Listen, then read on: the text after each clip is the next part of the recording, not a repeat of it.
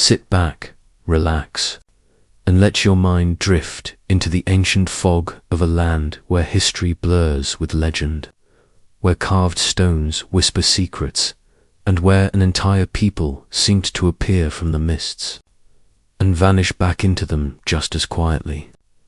Tonight, as you fall asleep, we journey into the entire history of the Picts, elusive painted people who challenged empires, carved symbols no one has fully deciphered, and built a world that still lingers in the landscapes of northern Scotland like a forgotten dream. Some describe them as warriors who fought like shadows. Others imagine them as artists who communicated in signs instead of words.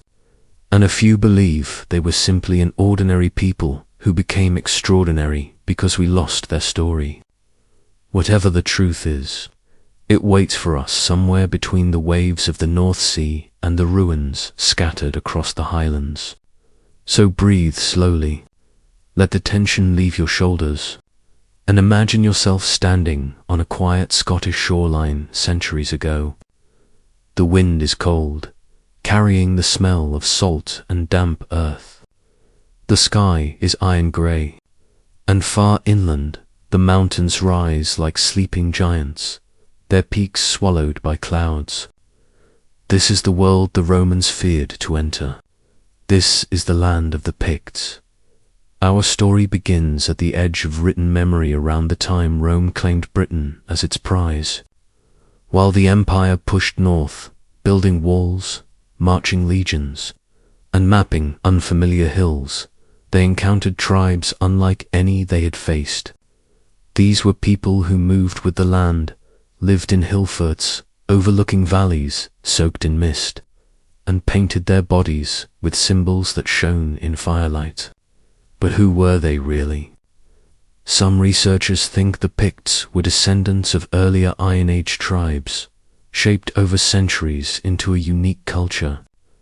Others suggest they were a fusion of groups Caledonians, Mai-Tai, and countless unnamed clans gradually united under shared traditions and shared enemies. Yet the truth is strangely simple. The people who would one day be called Picts never called themselves that. The name came from outsiders, from Roman writers trying to label what they could not understand. And that is where our mystery begins. Because even in their earliest appearance in recorded history, the Picts arrive not as individuals, but as a shadow, an idea, a threat, a question. As we drift deeper into their world tonight, we move from that first shimmer in the Roman imagination to the earliest stones, the first settlements, and the beginnings of a culture that still hides more than it reveals. So let your eyes grow heavier, and follow the mystery a little further. To understand the Picts before they were Picts, we have to move deeper into the quiet, prehistoric landscape where their story truly begins, long before Roman ink ever scratched their name onto parchment, long before carved symbols appeared on standing stones, long before kings and wars and kingdoms shaped their destiny. Imagine the land itself as the first storyteller, rolling hills covered in heather, forests thick with pine and oak, rivers carving through glens like silver threads, and ancient burial mounds resting beneath moss and shadows. In this land, millennia before anyone spoke of Caledonians or Mai-Tai, small communities lived in roundhouses warmed by fire and surrounded by fields that fed them through harsh, biting winters. Some archaeologists believe these early people were the cultural ancestors of the Picts, carrying forward traditions of craftsmanship, farming, and ritual that would eventually become recognizable in later centuries. Others suggest the Picts emerged from waves of migrations blending into the older fabric of Scotland, leaving behind pottery styles, metalwork patterns, and settlement layouts that gradually evolved across time. But no matter which idea you follow, the structures these early people left behind, brocks, hill forts, souterrains, feel like whispers in stone.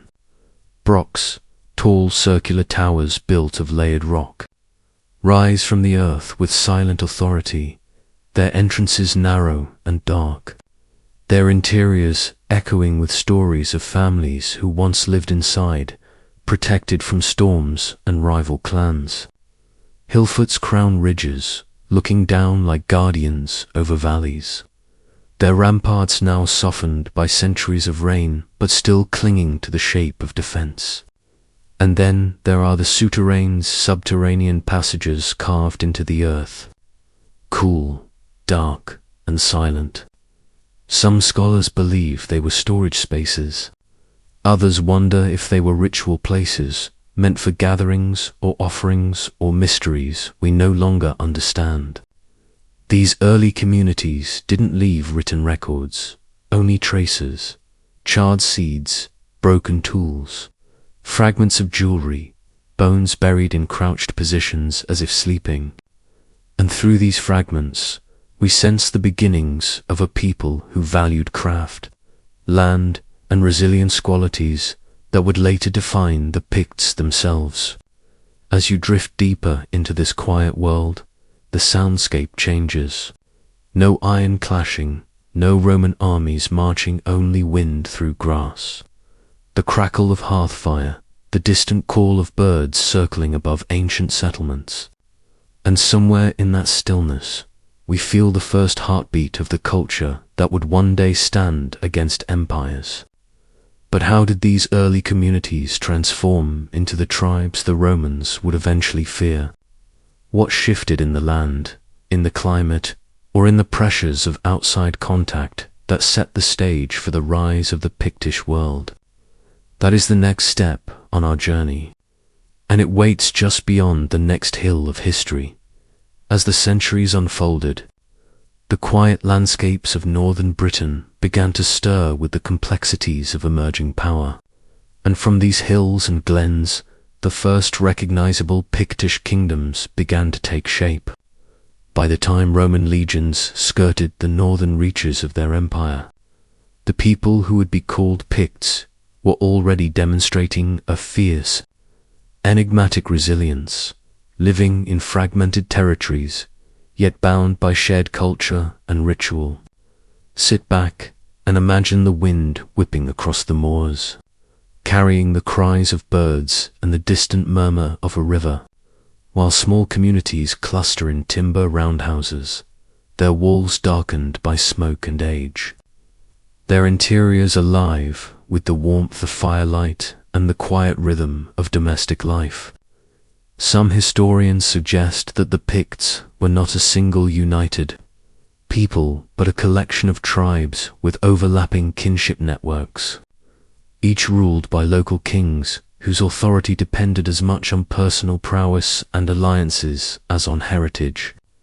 Others argue that their political cohesion was greater than we might imagine, maintained through a sophisticated system of ritual, marriage, and allegiance that left little trace for the casual observer. It was during this period that the Picts began carving their first symbols into stone, mysterious images that some researchers believe encoded family lines, territorial claims, or spiritual beliefs. These symbols, abstract, looping, and enigmatic, appear on standing stones scattered across northern Scotland, each one catching sunlight at different angles throughout the day, as if the land itself were participating in a silent ceremony. Life for the Picts was a delicate balance between agriculture and defense. The land was generous yet unforgiving, and seasonal cycles dictated survival.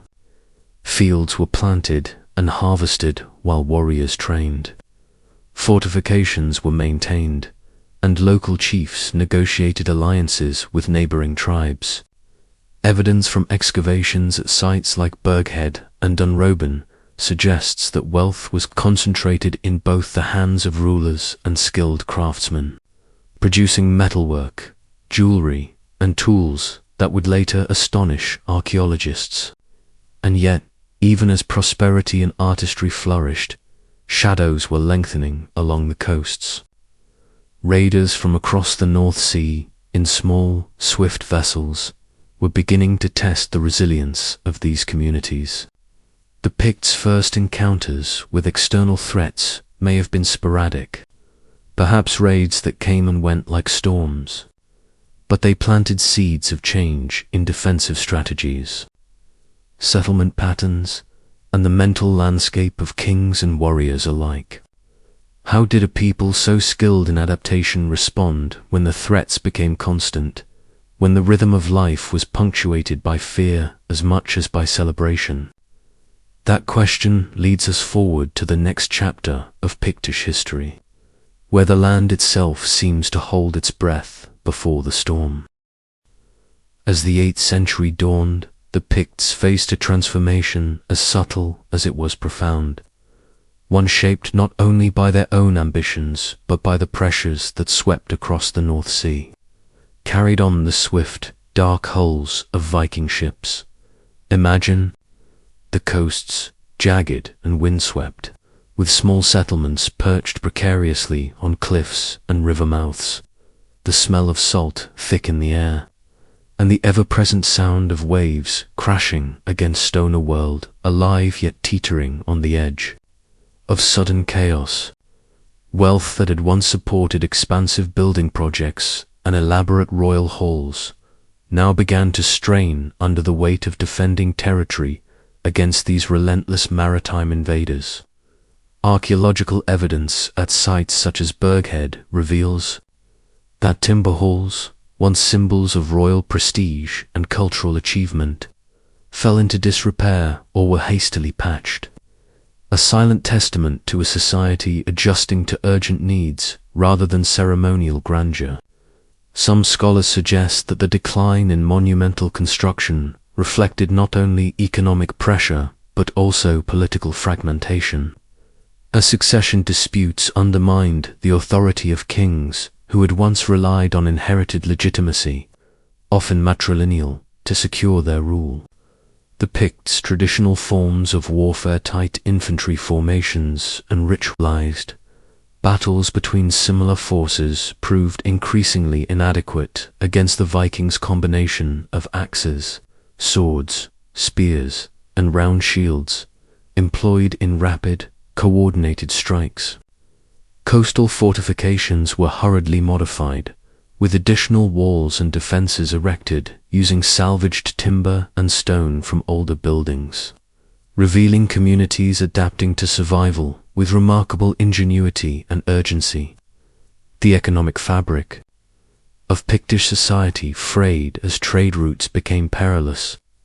Merchants abandoned regular voyages across the North Sea, and the flow of precious metals and exotic goods slowed to a trickle, threatening the livelihoods of craftsmen who relied on both imported materials and far-reaching markets.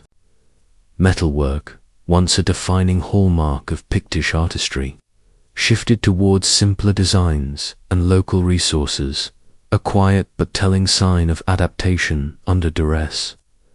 Agricultural life, too, was imperiled. Fields were abandoned during raids, livestock lost, grain stores destroyed, leaving communities vulnerable to food shortages that lingered long after the attackers had departed.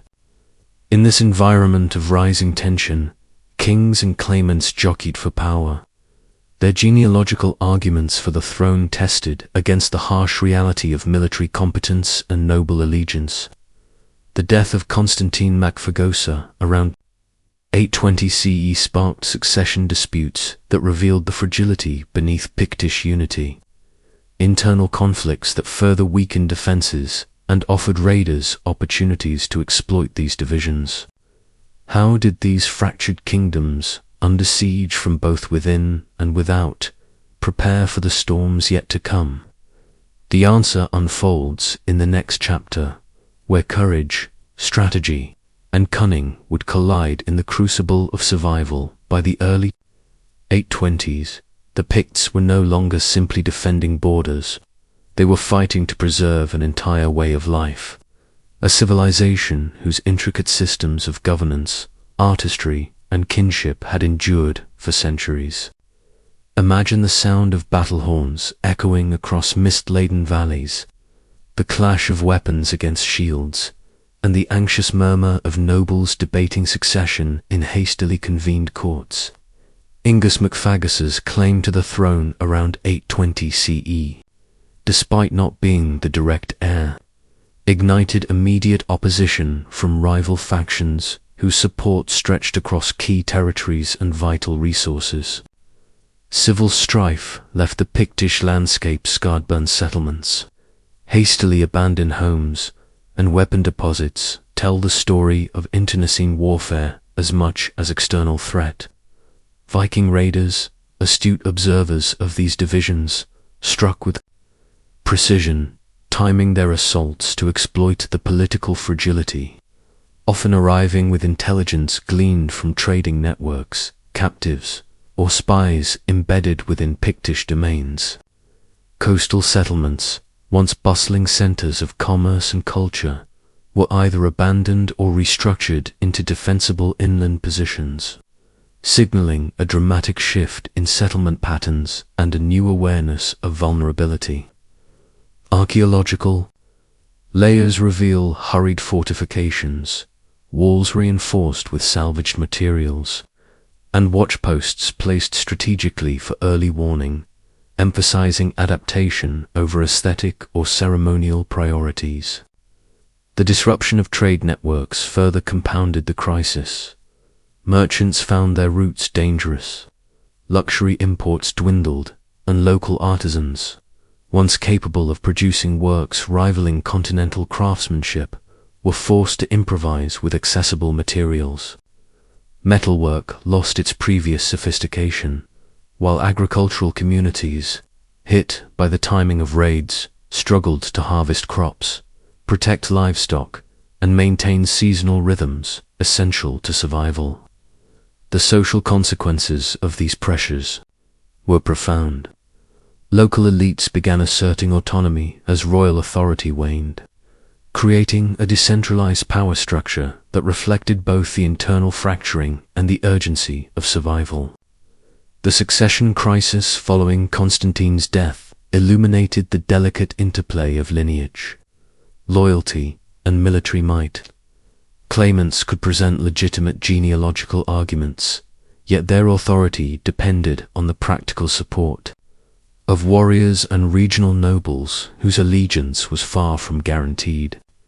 Against this backdrop of political tension, economic strain, and constant threat, Pictish society entered a phase of adaptation, innovation, and vulnerability.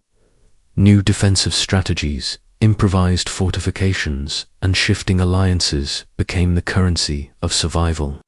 But amidst these pressures, the seeds of profound transformation were being sown, changes that would ultimately reshape the Pictish kingdoms and set the stage for the rise of a unifying figure whose vision and lineage would alter the course of northern Scotland forever. Who would emerge from the chaos, and how would they forge unity from the fractures of centuries? The answer comes in the next chapter, where ambition meets opportunity in a world on the brink of rebirth. As the 830s unfolded, the Pictish world was a tapestry of uncertainty where every valley and coastline carried whispers of impending disaster and fleeting hope. Viking longships, sleek and silent beneath fog-laden skies, appeared suddenly along the shores, their crews wielding axes and spears with precision, forcing communities to scramble for safety. Within this storm of external threat, internal power, struggles continued to gnaw at the very heart of Pictish society. Ingus MacFagus's reign faced relentless challenges from rival claimants who controlled strategic fortresses and fertile lands. Their allegiance bought and maintained through promises, threats, and the occasional display of force. Archaeological evidence paints a vivid picture of these times. Settlements partially burned, caches of valuables left behind in haste, defensive walls hastily repaired with timbers scavenged from older structures. Trade that once flowed like a lifeblood through Pictish ports slowed to a trickle, as merchants weighed the dangers of travel against the dwindling profitability of trade with distant lands. Precious metals became scarcer, artistic workshops downsized, and elaborate craftsmanship gave way to simpler, locally sourced creations that still carried the echoes of past grandeur. In the fields, farmers abandoned crops at the first sight of raiders. Livestock was lost, and stored grain became a target for plunderers, leading to food shortages that lingered long after the Vikings had moved on.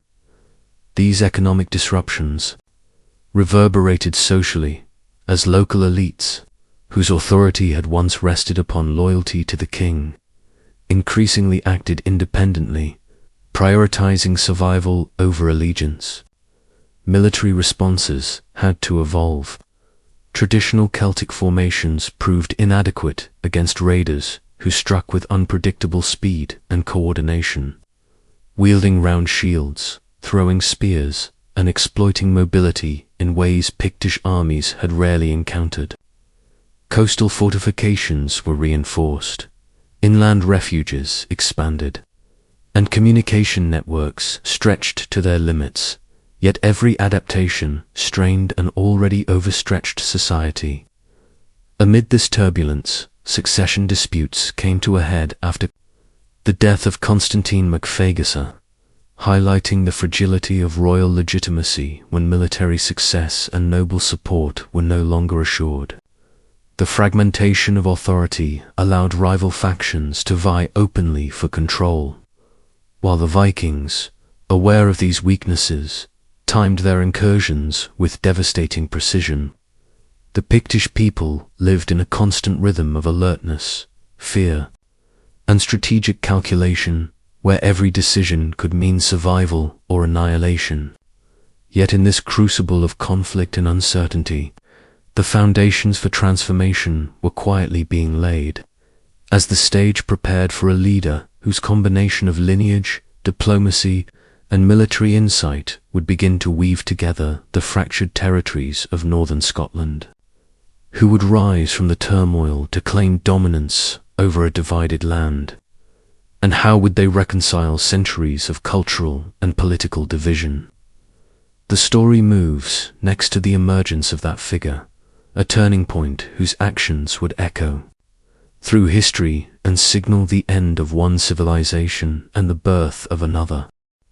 By the mid-date 30s, the Pictish world stood at the edge of an irreversible shift, a moment where the weight of centuries seemed to lean forward, urging change even as the old structures struggled to hold their ground.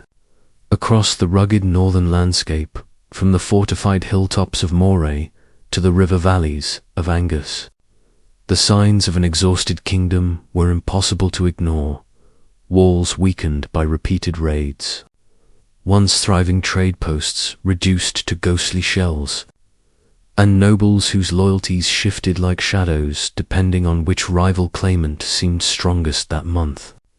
Sit back and imagine those landscapes not as serene ruins, but as living spaces filled with anxious, determined people, their nights broken by the distant thud of drums or the crackle of signal fires warning of yet another longship sighted offshore. Some historians suggest that this era marked the breaking point of Pictish political cohesion, when the intricate web of marriages, alliances, and matrilineal inheritance began to fray under the pressure of unrelenting crisis. Others argue that the Picts were not collapsing but transitioning, adjusting with remarkable resilience to a new world shaped by mobility, naval warfare, and the need for strong, centralized authority. Yet whatever interpretation one chooses, the archaeological record leaves little doubt that the rhythm of daily life had changed. Longhouses, once used for feasts and councils, now stored weapons and grain. Metalworkers repurposed precious ornaments into tools and blades. Farmers built quick-hide pits and watch posts along the borders of their fields.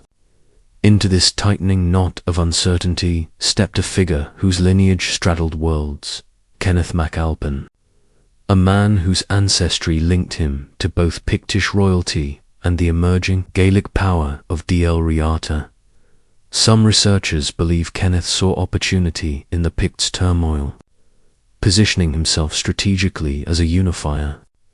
Others suggest he was simply swept along by circumstance, a capable leader filling a vacuum left by failing kings. What is certain is that by the mid-830s he had begun forging key alliances, negotiating with influential nobles weary of endless succession disputes, and offering a vision, however faint, of stability. Whispered rumors of his rising influence drifted across courts and settlements, stirring hope in some and fear in others. A question loomed, unspoken but omnipresent, in a land battered by raids, weakened by infighting, and hungry for leadership. Could one man truly reshape the fate of a civilization? And if he could, what price would the Picts pay for that transformation? These murmurs carry us toward the next turning point, where ambition, diplomacy, and destiny converge in a way that would alter the story of the North forever. As the 840s opened, the northern world seemed to contract, its people tightening their grip on whatever stability they could salvage, while forces far greater than any one kingdom pressed in from every direction. The Viking threat intensified beyond sporadic raids. Now entire fleets appeared along the coastline, sometimes overwintering in fortified camps. Their presence a chilling reminder that the age of seasonal piracy had evolved into a new era of conquest and settlement. Pictish warriors who once trained for ritualized combat now found themselves engaged in unpredictable skirmishes, night attacks, ambushes along riverbanks, sudden strikes launched under the cover of coastal fog. Villages adapted by digging deeper storage pits, constructing concealed shelters, and devising escape routes through forests and marshes. Amid this relentless tension, whispers of Kenneth mac Alpin's growing influence travelled from one hill fort to another, carried by traders, bards, and displaced families. Some nobles saw him as a stabilizing force, a leader capable of bridging the centuries-old Gaelic-Pictish divide, while others regarded him with suspicion, wary of a man whose lineage allowed him to claim legitimacy in multiple realms. Meanwhile, within the Pictish heartlands, succession disputes continued to simmer like embers beneath the ashes, each claimant pressing genealogical arguments rooted in the complex matrilineal traditions that had long defined kingship. Archaeological traces from this period fortified farmsteads, hurriedly rebuilt ramparts, charred settlement layers reveal the pressure of a society trying to maintain coherence while the world around it shifted rapidly. Even the land itself seemed to participate in the turmoil. Storms battered the coasts. Forests thinned under the strain of desperate resource gathering, and once stable river routes became treacherous due to the increased movement of hostile forces. Metalworkers, once the pride of Pictish artistry, now produced more spearheads and fewer ornate brooches, their forges glowing late into the night as armament became more essential than ornament. And yet, in this atmosphere of threat and fatigue, an opportunity formed a moment when exhausted nobles, battered communities, and ambitious warriors all sought something the Picts had not possessed for generations: unity. Kenneth mac Alpin's circle understood this, sensing that the landscape was ripe for a leader bold enough to propose a restructured order, one that could withstand both the internal fractures and external storms. But unity is rarely born from simple agreement. It emerges from crisis, persuasion, and sometimes bloodshed. As the shadows deepened over northern Britain, one question began to echo in the minds of kings and commoners alike. Would Kenneth's rise bring salvation or subjugation? That question pulls us into the next chapter, where alliances harden, battles ignite, and the line between unification and conquest becomes increasingly difficult to distinguish. By the mid-840s, the Pictish world found itself standing in a narrow space between collapse and transformation, a moment where every decision, every alliance made, every blade drawn carried the weight of centuries behind it. Sit back and imagine a land where the air itself felt charged, where the cries of seabirds mixed with the distant clatter of weapons being sharpened in smoke-darkened halls, and where nobles gathered in torchlit chambers to debate the future with voices tense from fatigue and fear. Viking fleets were no longer passing storms. They were fixtures of the coastline, settling into winter camps, conducting intelligence-gathering missions, and exploiting every fracture within the Pictish political structure. Longships cut across the waters like dark arrows, creating an atmosphere where no coastal community could sleep without the dread of sudden violence. Into this landscape of pressure stepped Kenneth MacAlpin, not yet a conqueror, not yet a king of kings, but a man whose presence unsettled the balance of power. Some historians believe he moved carefully, attending feasts, sending envoys, and forging personal ties with Pictish nobles exhausted by the endless cycle of succession disputes. Others suggest his approach was far more strategic, using marital links, inheritance claims, and diplomatic maneuvering to position himself as the inevitable answer to the land's growing instability. Archaeological evidence from this period hints at shifting centers of influence. Hill forts once associated with rival claimants show signs of abandonment, while new strongholds emerge in areas linked to Kenneth's supporters. Economically, the strain was visible everywhere. Trade had all but collapsed in some regions, forcing craftsmen to rely on recycled materials. Their workshops filled with the metallic scent of melted-down ornaments, reforged into practical tools and weapons. Grain stores, once symbols of prosperity, became targets for both Vikings and rival factions, their loss echoing through the social fabric as communities struggled to distribute dwindling resources. Through it all, a subtle but unmistakable pattern emerged.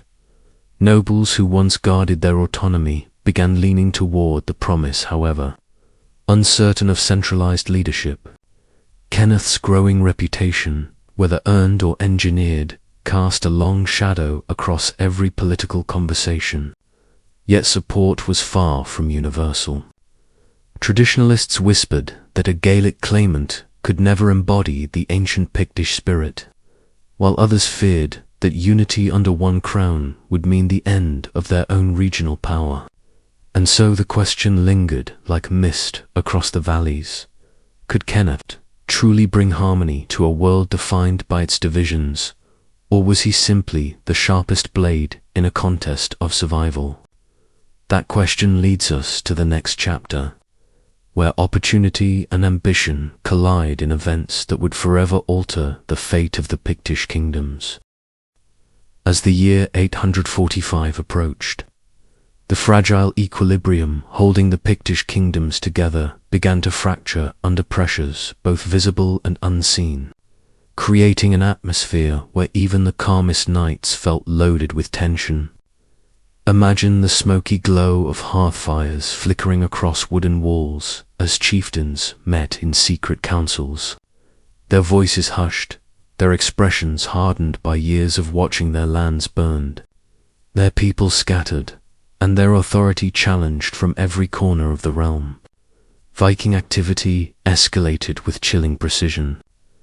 Longships slipped into river mouths before dawn, warriors disembarking silently to strike at isolated farms, undefended monasteries, and supply routes essential for Pictish survival.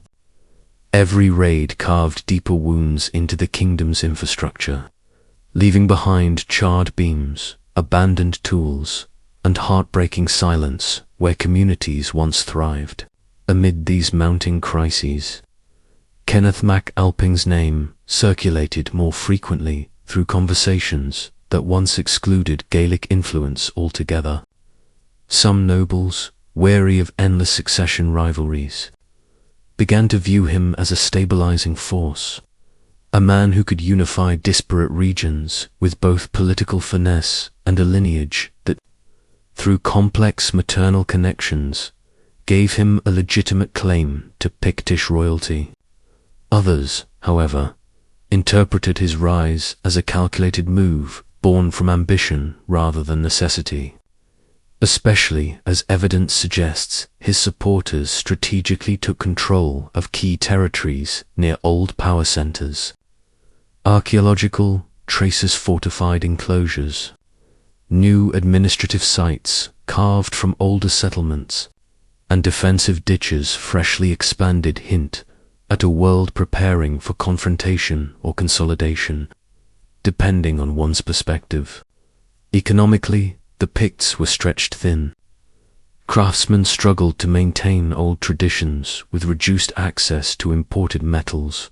Farmers planted smaller fields to reduce risk, and once bustling trading hubs fell eerily silent. Yet, even in this darkness, a thread of possibility emerged. The growing belief that only a single decisive leader could guide the kingdom through its most turbulent era. Kenneth's envoys travelled across the landscape, offering alliances, negotiating hostages, and presenting visions of a unified north strong enough to withstand Viking expansion. But with every new ally he gained, another noble felt the tremor of potential loss, fearing that unity might come at the cost of erasing the ancient identity of the Picts themselves. And so the tension thickened, like mist collecting in the hollows between hills, raising the unresolved question that everyone felt but few dared. Speak aloud. Was Kenneth, the kingdom's last chancellor, its final undoing? This uncertainty draws us toward the next chapter, where the path of negotiation begins to narrow, and the shadow of inevitable conflict grows longer over the Pictish world. By the late 840s, the Pictish kingdoms seemed to exist in a constant twilight court, between the fading glow of their ancient traditions and the encroaching darkness of forces threatening to overwhelm them. Sit back and let the scene take shape. Smoke drifting from half-repaired hill forts, warriors drilling restlessly beneath grey skies, and nobles pacing stone floors as they murmured calculations of loyalty, lineage, and survival. Viking pressure had transformed from a series of chaotic raids into something more akin to a sustained campaign, with fleets appearing not just on coasts but deep along river routes, testing every weakness in the Pictish defences. Entire families relocated inland, carrying what little they could salvage, while monks smuggled relics and manuscripts into hidden sanctuaries carved into remote valleys. And in the midst of this growing desperation, Kenneth Mac Alpin moved with an uncanny mixture of subtlety and inevitability. Some scholars believe that this was the moment he began weaving together not just alliances, but narrative stories of shared danger, mutual interest, an ancestral duty that appealed to exhausted nobles longing for a figure who could rise above the fracturing political landscape. He travelled between courts, appearing at feasts, funerals, and councils, offering condolences or congratulations with equal ease, all the while strengthening bonds with families whose support would later prove decisive. Archaeological markers from this era newly fortified ridgetop sites, redistribution centers for grain, and reorganized settlement clusters suggest that someone, somewhere, was pushing for coordinated defense. whether under Kenneth's direct influence or through the momentum of his growing reputation. Yet amid this slow gravitational pull toward unity, resistance simmered just beneath the surface. Traditionalist factions whispered that the Pictish throne should not and could not be claimed by someone whose Gaelic heritage made him an outsider, no matter how carefully his maternal ancestry traced back to Pictish royalty. Others warned that centralization would mean the erosion of regional autonomy, the very foundation upon which many nobles had built their power. Meanwhile, economic strain tightened its grip. Craftsmen found themselves repairing weapons more often than creating art. Livestock herds dwindled due to repeated raiding, and trade routes deteriorated into near obsolescence. All of this created a pressure cooker environment, one in which compromise seemed both necessary and dangerous. And as Kenneth's influence expanded, as his supporters took control of strategic strongholds and river crossings, a realization began to settle across the land like a slow-moving storm. The moment for subtle diplomacy was coming to an end. The next phase would not be about conversations or promises, it would be about decisive action. What form that action would take, and how it would forever reshape the identity of the Picts, lies just ahead, in a turning point that legends would later cloak in myth and historians would struggle to untangle. As the year 848 drew closer, the Pictish world hovered on the edge of a transformation so profound that future generations would remember it through fragments of poetry, whispered legend, and the fading echoes of a people whose identity had shaped the northern lands for centuries. Picture it now, dawn light creeping across frost-coated fields, the clang of iron against wood as warriors test their shields, and messengers riding hard along forest paths, carrying urgent news from one troubled kingdom to another. The balance of power had become impossibly fragile, every alliance temporary, every oath questioned, every king aware that his reign might last only as long as his nearest rivals allowed.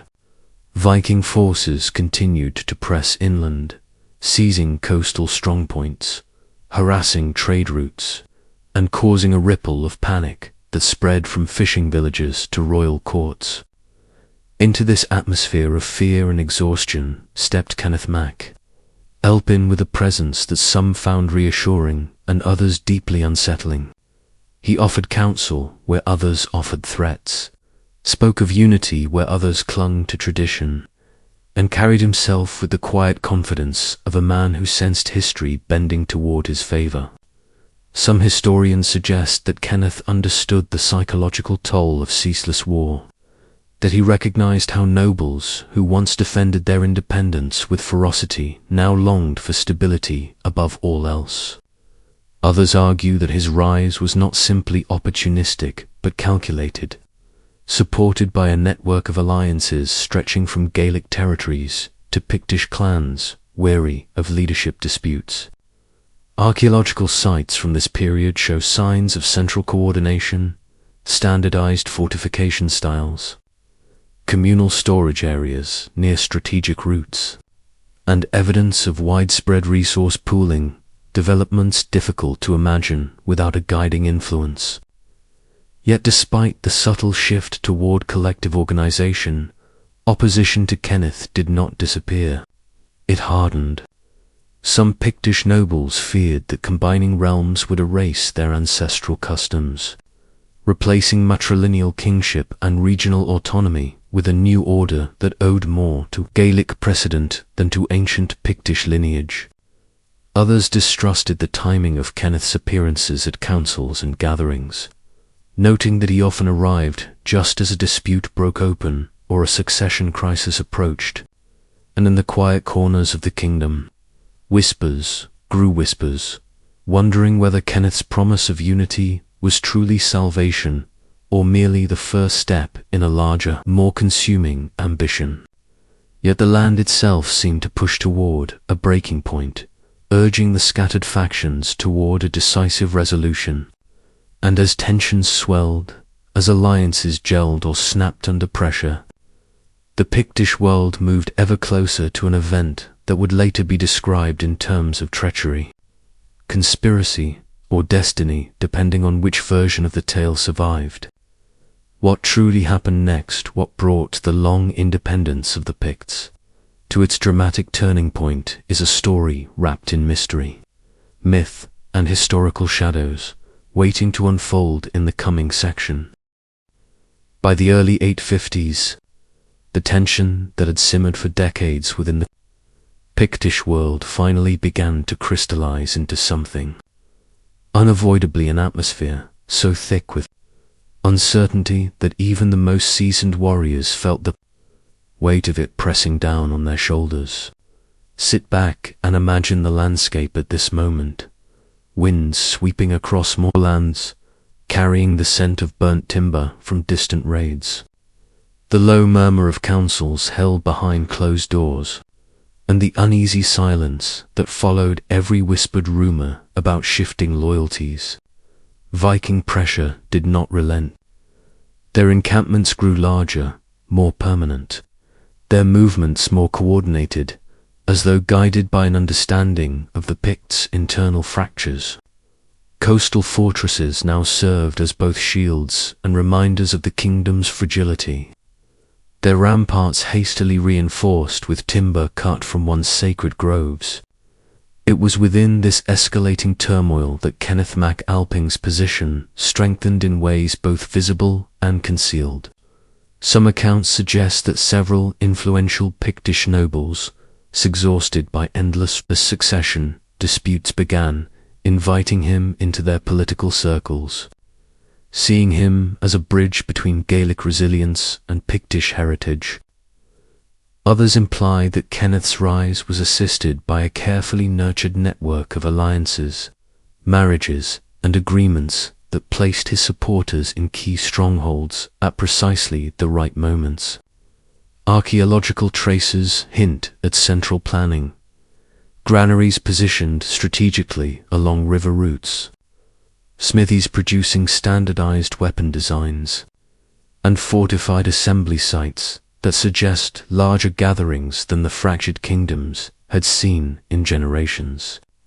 But beneath this gradual consolidation lurked deep fear. Traditionalists watched Kenneth's influence grow with narrowed eyes, convinced that each step toward unity was a step away from Pictish identity. They saw in him not a savior, but a foreign-touched claimant whose bloodline, Pictish through the maternal line, Gaelic through the paternal, made him a figure both legitimate and deeply unsettling. Whether through caution or resentment, resistance coalesced quietly, forming pockets of nobles determined to preserve the old order at any cost. And surrounding all of this was the persistent whisper of something looming, a decisive moment approaching like thunder on the horizon. Chroniclers of later centuries would describe it with phrases like the Great Turning, the Night of Destiny, and the feast from which many did not return, each version stained with myth and uncertainty. Yet before that event could occur, the political board had to be fully arranged, each player positioned, each tension sharpened. The world was shifting, the Picts were wavering, and Kenneth Com, calculating, or simply fortunate, stood at the center of a storm that was about to break. What unfolded next would mark the boundary between two ages, but the truth of it remains shrouded in the shadows of legend, drawing us onward into one of history's most contested moments. As the mid-9th century unfolded, the Pictish world teetered on the knife edge of collapse, caught between external devastation and internal fragmentation, a delicate balance that threatened to snap at any moment. Picture for a moment the northern landscapes of Scotland, jagged cliffs rising from storm-lashed seas, the relentless roar of waves battering rocky shores where timber and stone fortifications barely held against the tide of Viking life. Villagers huddled in these fortified enclaves, clutching spears and axes forged from local iron, eyes scanning the horizon for sails that could appear as quickly as shadows at dusk. Meanwhile, inland territories were no sanctuary. Succession disputes continued to fracture authority, and regional chiefs moved like pieces on a chessboard, negotiating alliances, breaking them, or waging private wars over claims that had long ceased to be merely ceremonial. In this chaos, Kenneth mac Elpin emerged not merely as a claimant to the throne, but as a strategist whose vision seemed to grasp the totality of this crisis. Some sources hint that he understood the necessity of uniting the Pictish and Scottish realms not through force alone, but through calculated diplomacy. The subtle weaving together of genealogical claims and political promises that gradually neutralized opposition. Archaeological evidence from this period supports the idea of a coordinated effort, caches of weapons, positioned along key approaches, evidence of simultaneous fortification work at multiple centers, and signs that trade and supply lines were being re-established to support more than isolated communities, hinting at an early sense of administrative oversight. Yet even as Kenneth consolidated power, the Viking threat did not pause. Raids intensified along the western and northern coasts, striking with precision, exploiting weaknesses that decades of internal strife had left exposed. In some instances, these attacks seem almost to have tested the emerging authority of a unifying king, probing defenses, mapping allegiances, and exploiting every crack in the social order. Meanwhile, religious institutions, traditionally the stabilizing force in Pictish and Scottish life, faced repeated assaults, forcing the relocation of relics and monastic communities, which in turn became symbols of centralized authority and unification under Kenneth. Within this pressure cooker environment, cultural identity began to shift, subtly yet inexorably. The language, artistic expression, and administrative practices of the Picts were being reshaped, absorbed into frameworks that combined Gaelic traditions with remnants of Pictish structure. And so, as the 840s gave way to the 850s, the stage was set for a historic transformation, one that would redefine the map of northern Britain and erase the independent Pictish civilization forever, leaving behind echoes of its once vibrant culture, whispers carved into stones and preserved in the shadowy corridors of history. What exactly transpired in the decisive moments of Kenneth's rise remains tantalizingly obscured, leaving us to wonder how one man, amid chaos and ruin, could shape the destiny of an entire people. The unification of Pictish and Scottish territories under Kenneth mac Alpin was not a sudden event, but a gradual, tense process in which every victory, every strategic marriage, and every negotiated allegiance carried the weight of survival for an entire civilization. Imagine the northern highlands in the harsh midwinter, where snow drifts muffled the sounds of footsteps on frozen ground, yet the distant cry of ravens and the occasional clang of smithing hammers told of life persisting despite fear and uncertainty. Kenneth's campaigns required not only military acumen, but also an unprecedented coordination of political networks. Regional lords who had once acted autonomously now had to align their forces, resources, and loyalties with a king whose authority derived both from ancestry and demonstrated competence. Some researchers suggest that he cleverly exploited the Viking presence, presenting himself as a stabilizing force capable of defending communities against external threats, thereby gaining reluctant support from factions that might otherwise have resisted. Archaeological traces support this narrative. Hastily built or reinforced fortifications appear across former Pictish centers, suggesting coordinated defensive strategies, while caches of weapons and evidence of organized settlements hint at the nascent emergence of centralized governance. Yet consolidation was never complete. Oppositions simmered in pockets, sometimes erupting into skirmishes or symbolic acts of defiance, such as burned settlements or hidden weapon deposits. Meanwhile, Kenneth had to navigate the delicate balance between Pictish and Scottish legal traditions, ensuring that governance did not alienate communities while simultaneously enforcing a unified command over military, economic, and religious matters. The relocation of relics from vulnerable monasteries, particularly the treasures of Iona, to more defensible centers like Dungan, reflected not just religious devotion but a calculated effort to centralize authority, merging spiritual and temporal power in a single vision. These acts carried cultural weight as well, slowly blending Pictish and Gaelic traditions into a shared identity. Though the process left behind a trail of lost knowledge, the symbolic language of the Picts carved into stones, their genealogical systems, and the intricate artistry of metalwork gradually transformed or abandoned. Even as Kenneth's influence spread, the Viking threat remained an unrelenting pressure, forcing the nascent kingdom to innovate militarily, economically, and administratively, with coastal warning systems, improved ship designs, and carefully maintained supply routes all working together to protect a fragile unity.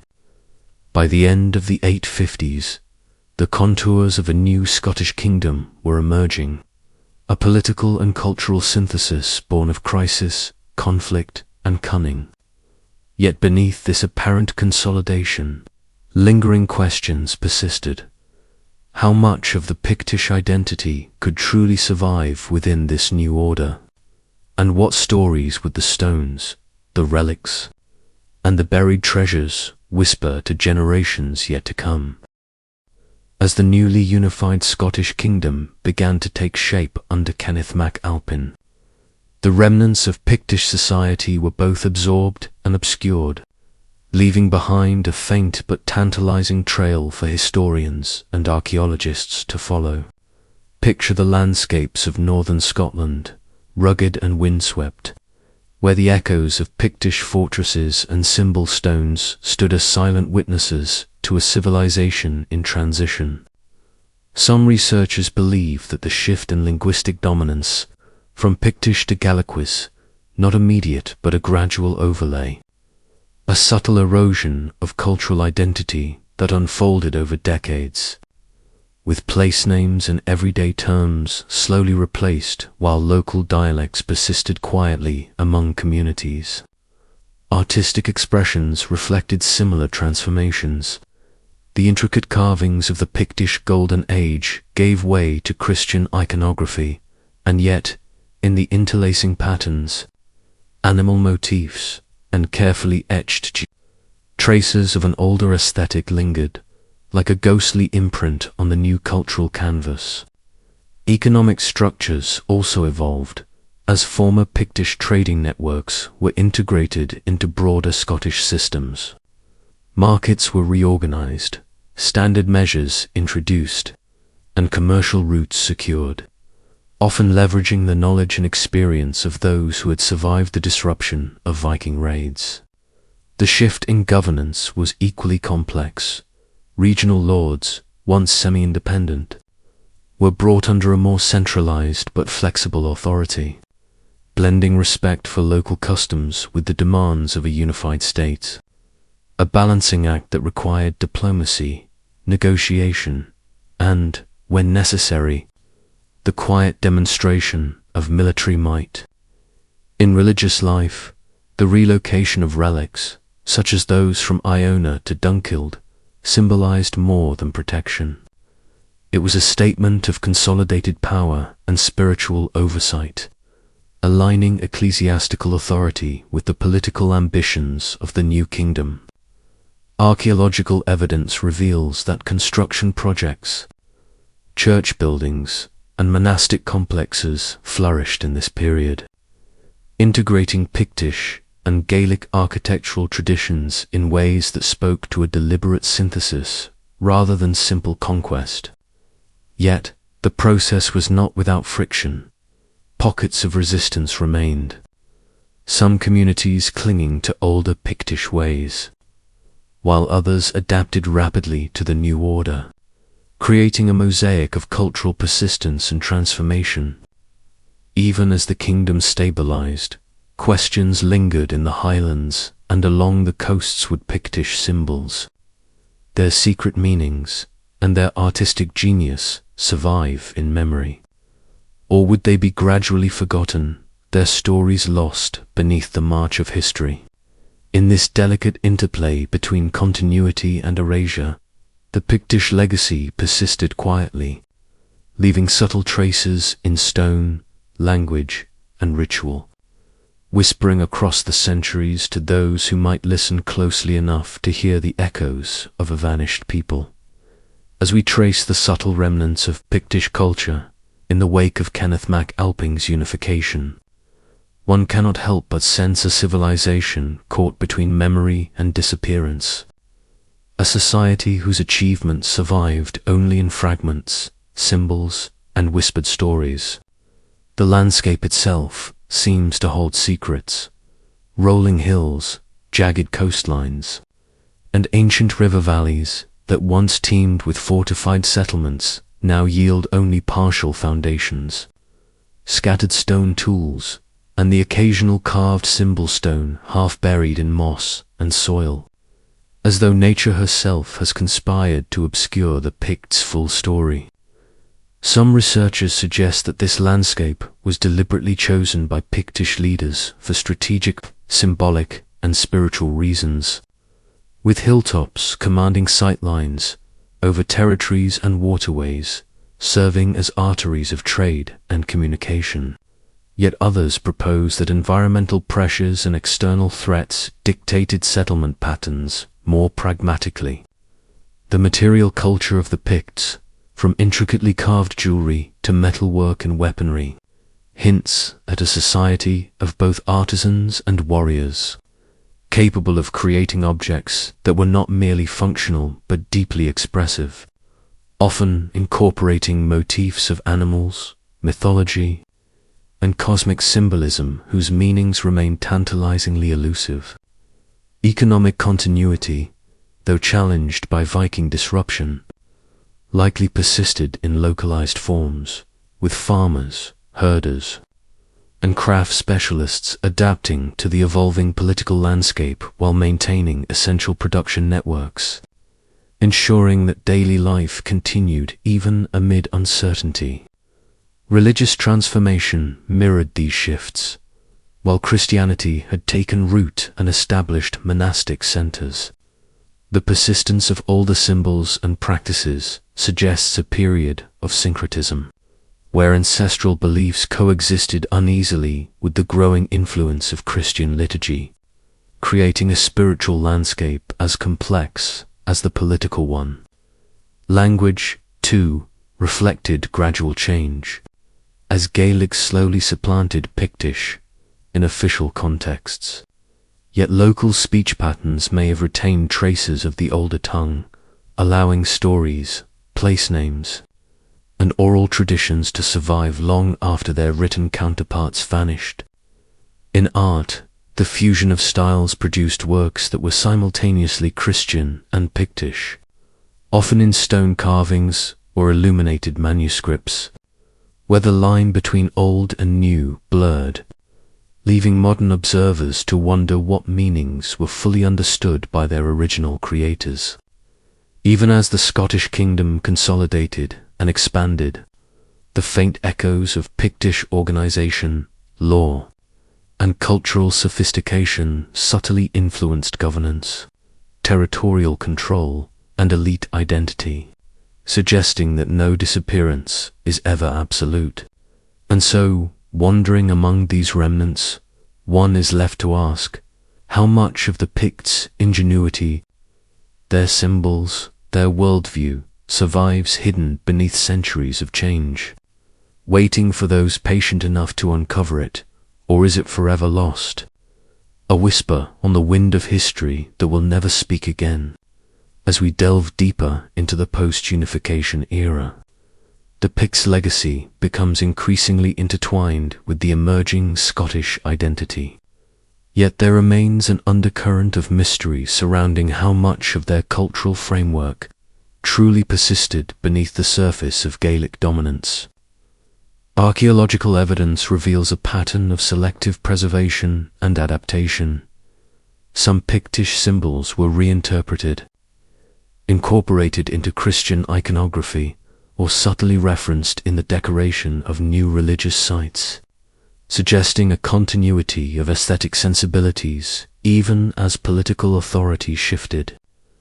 Others argue that the disappearance of the Pictish language and administrative systems represents a near-total cultural erasure, with only fragmented material remnants hinting at a sophisticated society now largely forgotten.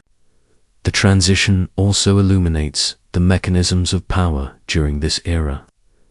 Kenneth MacAlpin's consolidation required not just military might, but a nuanced diplomacy that balanced competing kinship networks, local loyalties, and the pressures of Viking incursions. Evidence from fortified settlements and coastal defenses indicates that communities were adapting to persistent threats, integrating lessons learned from previous raids while simultaneously negotiating their place within a centralized kingdom. Craftsmanship, too, offers a subtle narrative. Stone carvers and artisans continued to operate, but with new patronage networks and under the symbolic frameworks favored by Scottish elites, producing objects that bore traces of Pictish skill but increasingly reflected the aesthetics of the unified realm. Some researchers suggest that this process of cultural fusion was largely voluntary, driven by local elites seeking to maintain status and influence within the new political order, while others posit that coercion and displacement played a more substantial role, with resistance evident in abandoned settlements and weapon caches that hint at unrest. Trade and economic systems also evolved, linking former Pictish territories into wider Scottish networks while integrating them into emerging North Sea commerce. Though the disruptions caused by Viking raids and local conflicts would have left many communities in precarious positions for decades, religious institutions served as both stabilizers and symbols of the new order, with relics relocated to defensible sites and monastic centers fostering literacy, administration, and spiritual unity. Yet traces of older Pictish ritual practices may have persisted in rural areas and oral traditions, offering a subtle continuity in belief and worldview. Language, art, and administration thus reveal a layered history, the visible dominance of Scottish structures, overlaying deeper currents of Pictish memory and influence. And as we follow these threads across centuries, we are left with a question that continues to haunt historians and archaeologists alike. In what ways did the Picts survive beyond the political narrative, living on quietly in the culture, art, and stories of a people who had absorbed them, even as their independent kingdoms faded into legend? As we approach the final chapters of Pictish influence, it becomes clear that their disappearance as a political entity did not equate to an immediate cultural void. Rather, the remnants of their society were absorbed, transformed, and sometimes hidden within the very fabric of medieval Scotland. Place names, hilltop fortifications, and enduring symbol stones provide silent testimony to a civilization that once exercised control over vast northern territories, yet whose legacy was carefully overwritten by successive generations. Linguistic shifts offer subtle clues, while Gaelic became the language of governance and the elite. Pictish words persisted in local dialects, agricultural terminology, and the nomenclature of rivers, hills, and settlements, whispering echoes of a world that had once been self-contained and politically independent. Archaeologists studying carved stones and metalwork notice a fascinating phenomenon. Motifs that were once purely Pictish were gradually infused with Christian iconography, blending pagan symbolism with the religious language of a new era. Some researchers interpret this as a deliberate effort by Scottish rulers to consolidate power, by co-opting the authority and sacred significance of Pictish objects, while others suggest a more organic cultural fusion, where artisans and communities naturally integrated old styles into contemporary artistic expressions. The administrative and legal transformations were equally profound, with Pictish matrilineal succession replaced by patrilineal inheritance, and regional tribute systems replaced by feudal relationships, effectively remapping the social and political landscape. Yet, even within this transformation, evidence of resistance persists. Abandoned settlements, hastily buried treasures, and defensive constructions hint at communities reluctant to submit fully, clinging to autonomy in the face of central authority. Viking raids continued to shape these dynamics, pushing formerly Pictish communities to fortify, relocate, or adapt, and in doing so, further altering settlement patterns, agricultural practices, and trade networks.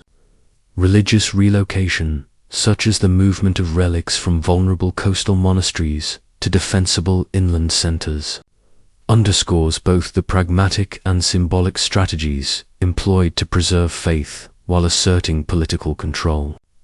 Art, craft, and ritual thus acted as conduits for memory, carrying forward techniques, aesthetics, and subtle symbolic references that, though stripped of their original social context, kept fragments of Pictish identity alive. And as we trace these echoes through the landscape, through the surviving monuments, through the remnants of language and law, we are faced with a haunting realization that Picts, though politically extinguished, lingered in the very bones of Scotland, shaping its development in ways that are often invisible, yet undeniably present, leaving a question suspended in time: how much of what we consider medieval Scottish identity is, in fact, Pictish at its core?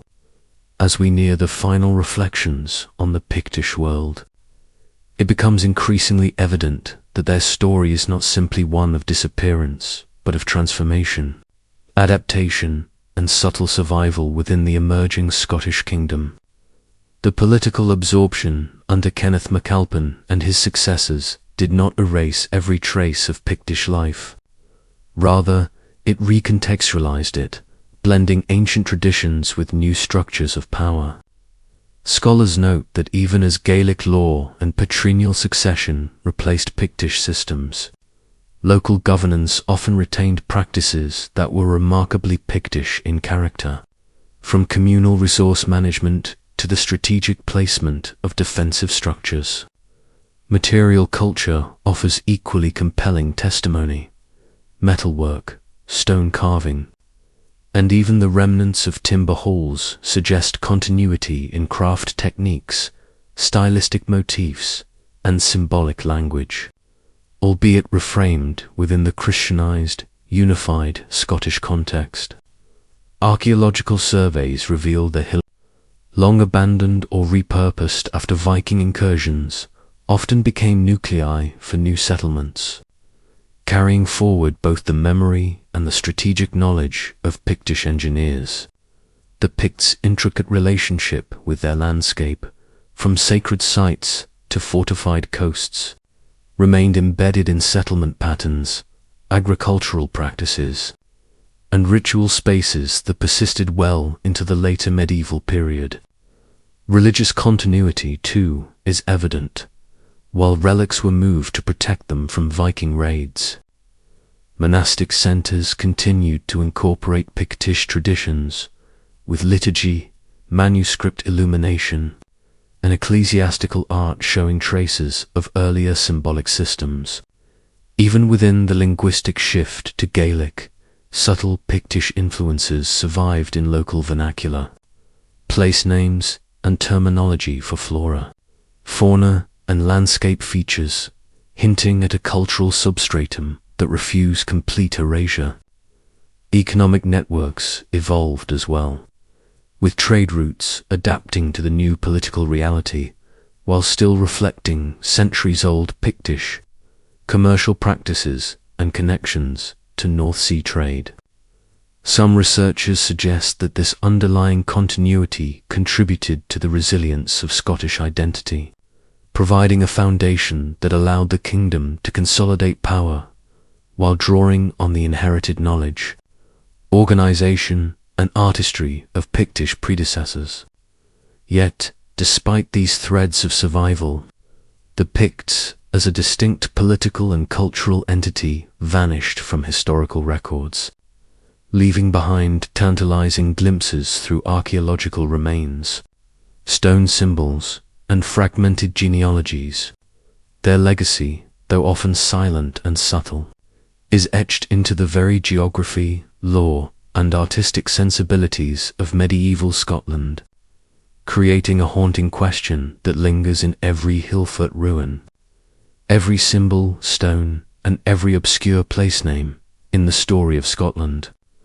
Where does Pictish history truly end, and where does the Scottish kingdom begin? And so we arrive at the final chapter in the saga of the Picts, a civilization whose story stretches from shadowed beginnings to a subtle, almost ghostly integration into medieval Scotland, leaving behind an enigmatic legacy that continues to intrigue historians, archaeologists, and curious minds alike, as we drift through the echoes of their vanished halls and carved stones. It is clear that the Picts were far more than the fragments history has left us. They were skilled strategists, masterful artisans, and shrewd diplomats navigating a turbulent landscape of competing kingdoms, Viking invasions, and shifting alliances. Their ingenuity in fortification, craft, and governance, though ultimately absorbed by the rise of the Scottish kingdom, speaks to a society that had solved complex problems of administration, warfare, and cultural cohesion long before their disappearance from the written record. The symbol stones, scattered across the northern hills and valleys, stand as silent storytellers, their abstract designs hinting at beliefs, and social structures now largely lost to time, yet preserved in stone with a permanence that outlasts the fleeting reigns of kings. Archaeological evidence continues to reveal subtleties of their daily life, workshops that once echoed with the clink of metal, settlements that balanced the demands of agriculture with the looming threat of raids, and religious centers that blended spiritual devotion with practical defense against a world growing ever more violent. Even the linguistic traces of Pictish culture embedded in place names, river names, and regional terms suggest that while their language may have faded, it left an indelible mark upon the land itself, shaping the way subsequent generations understood and inhabited it. Their story challenges us to consider how civilizations survive not merely in records and chronicles, but in the enduring imprint of art, law, and human ingenuity. It reminds us that history is rarely linear, that cultural identity can persist in hidden layers beneath conquest and assimilation, and that the disappearance of a people from the annals of kings does not equate to erasure from the landscape of human achievement. As we close this immersive journey, let us linger on the mystery of the Picts, a people who rose in the mists of early medieval Scotland, who carved their identity in stone and metal, who resisted invaders with both strategy and courage, and whose essence, though transformed, continues to whisper through the hills, the rivers, and the very soil of Scotland. The Picts may no longer walk these lands as they once did, but in every shadowed glen and every weathered symbol stone, their story waits silent, profound, and eternally enigmatic, inviting each of us to wonder what truly defines the survival of a civilization.